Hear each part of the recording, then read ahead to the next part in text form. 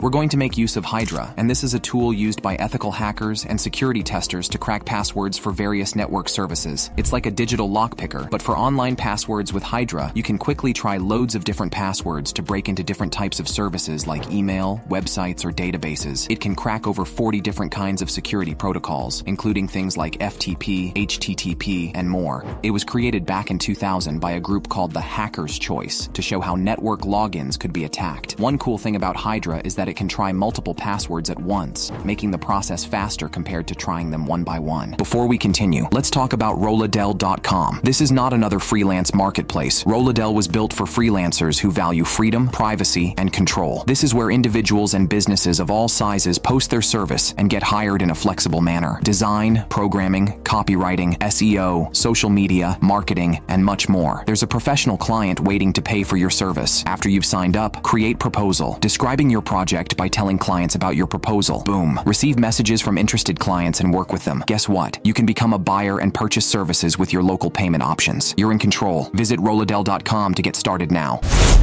Now, Hydra isn't the only tool out there for this job. There's also John the Ripper, which works a bit differently while John works offline, meaning you need to have the password file on your computer.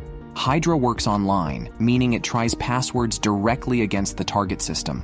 Please note that these videos are all about learning and education. I don't endorse any illegal activities. Always make sure you have permission before you start poking around and trying to crack passwords. To install Hydra, it's super easy if you're using Kali Linux or Parrot OS because it's already there waiting for you. If you're on Ubuntu, you can get Hydra using the apt package manager. Just type in apt install Hydra. Mac users, you're covered too. Just head to Homebrew and type brew install Hydra. If you're a Windows user, things get a bit trickier. I'd suggest setting up a VirtualBox and installing Linux on it. Trust me, for professional penetration testing, Linux is the way to go. Windows can be a bit of a hassle in that world. Let's dive into how to use Hydra. We'll cover the basics of brute forcing usernames and passwords using different methods like single attacks, password spraying, and dictionary attacks. Once you've got Hydra installed, you can kick things off with the help command Hydra-H. This command will give you a rundown of all the flags and options available in Hydra, which you can refer to while working with it. Let's kick off with a straightforward attack using Hydra. If we know the username and password we want to test on a system, we can use Hydra for that. Here's how it's done. For example, say we have a user called Molly with the password butterfly on a server located at this IP address. We want to test these credentials for SSH. Here's how we'd use Hydra if everything goes well. Here's what the result will look like. If we have a password but aren't sure which user is using it, we can use a password spray attack to find out. Here's how it works. We take a single password and try it against a bunch of users. If anyone is using that password, Hydra will find the match for us. First, we need a list of users. Let's say we create a file called users.txt with these users. Now, to test who's using the password butterfly, we run a password spray attack using Hydra like this. Notice that we've used the flag dash capital L instead of dash lowercase l. Lowercase l is for a single username, while capital L is for a list of usernames. If any of the users match with the given password, we'll get a similar result to this output. Let's dive into performing a dictionary attack, which is a common use case for Hydra in real-world scenarios. In a dictionary attack, we provide Hydra with a list of usernames and a password word list. Then Hydra tests each password from the word list against every user in the list. For this example, I'll use the rocku word list along with the users txt file we created earlier.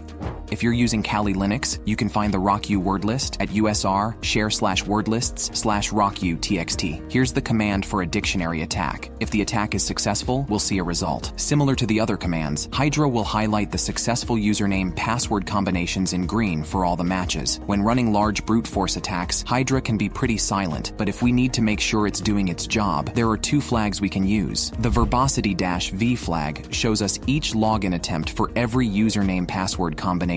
It can get overwhelming with lots of combinations, but if you need it, it's there. Here's what the result looks like with verbosity. You can see Hydra prints info about failed attempts along with the successful ones. Then there's the debug-d flag, which gives us even more info, but it's a lot. Here's the same result with debug mode. Hydra prints way more info than we need. We'll only use debug mode in rare cases, but it's good to know we have that option to watch every action Hydra takes during a brute force attack. Let's talk about saving results when using Hydra Hydra. After all, there's no point spending hours cracking a password only to lose it due to a system crash. We can use the dash a flag followed by a file name to save the result. Here are some more handy flags and formats that you might use. Instead of specifying the service separately, we can use it along with the IP address. For example, to brute force SSH. If a Hydra session crashes while an attack is in progress, we can resume it using the -R flag instead of starting from scratch.